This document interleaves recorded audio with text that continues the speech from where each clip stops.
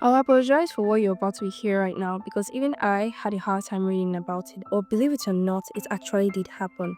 Meet George Stinney Jr., the youngest person to be sentenced to death and executed in the 20th century United States. Now you can only understand the magnitude of what I just said if you can just watch this video till the end. George Stinney Jr. was a little black kid born in 1929, just barely 65 years after the abolition of slavery in the United States. But despite the abolition of slavery, African Americans were still forced to endure a very profound degree of racism, and this racial discrimination had led to several racial injustices towards Black Americans all through the 20th century, including George Stinney. George Stinney stood at 5'1", and he lived with his parents, Mr. George Stinney Sr. and Mrs. Amy Brown Stinney, in a small home in his hometown of Akulu. He had one brother and 12 sisters. The town of Akulu was a small working-class mill town where white and black neighborhood were separated by rail tracks. Let's not forget that this was a time in America where racial segregation was not taken lightly. In March 1944, George and his sister were playing outside when suddenly two white girls approached them and asked them for directions on where they could find some flowers. These two white girls were said to be riding bicycles, but George Stinney and his sister said they didn't know where to find the flowers and the girls immediately left. Now later that day, a search party was launched because these two little girls, in the name of Betty Joan Benica, who was just 11, and Mary Emma Thames, who was just 7, had not come back home. So typically, Black folks usually stayed away from white folks' business because they were not trying to get into trouble. But George Stinney was kind enough to join the search party to look for the two little girls. While at it, George mentioned to another searcher that he had seen the two little girls earlier that day. As you might have already guessed, George said this innocently to help the case, but he had no idea that this would have been the worst mistake probably of his entire life. The next morning, a pastor's son found two bodies in a ditch in the African American side of the town, and they were immediately identified to be that of Betty and Mary.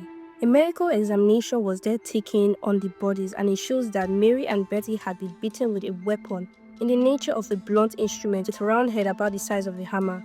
The reports didn't show any evidence of sexual assault on Mary, the 7-year-old, but the genitals of Betty, the older girl, were slightly bruised. George Stinney and his brother were arrested and charged with the murder, and according to the police, George somehow managed to confess to them that he killed the two little girls, saying he confessed to attacking them despite there being any physical evidence whatsoever to back up this claim. I know at this point you might be saying to yourself, he's just a minor, what's the worst that could happen to him? Well, sadly, and believe me, the worst actually did happen to him, despite him being just 14 years old.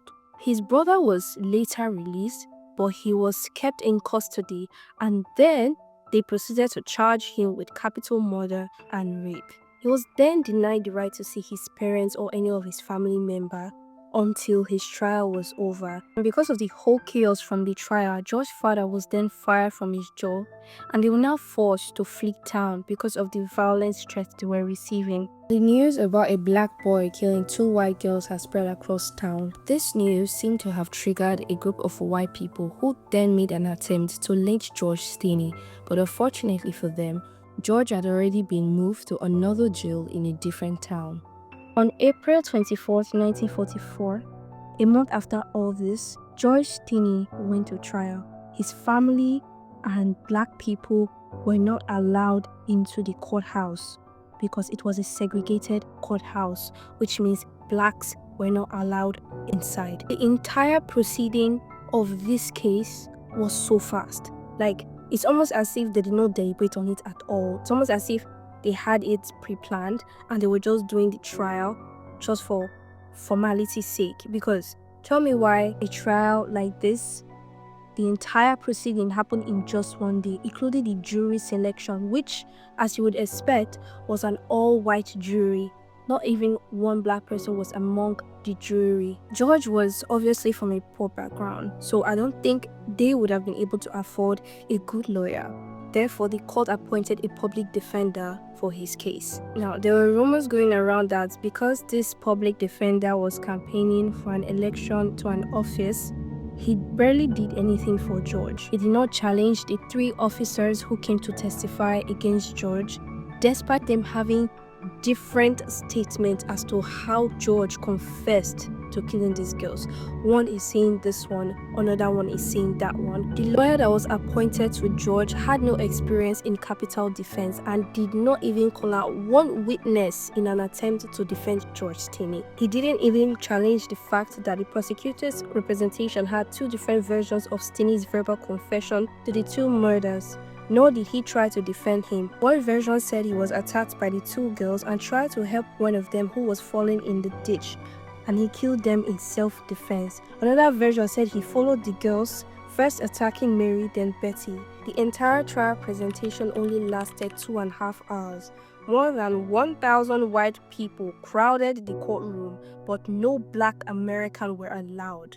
It was said that the jury only deliberated on Stinney's case for barely 10 minutes and found him guilty afterwards. Stinney was found guilty of murder and was sentenced to death by electrocution. While some of the masses pleaded on his behalf, some urged the execution of a 14-year-old boy.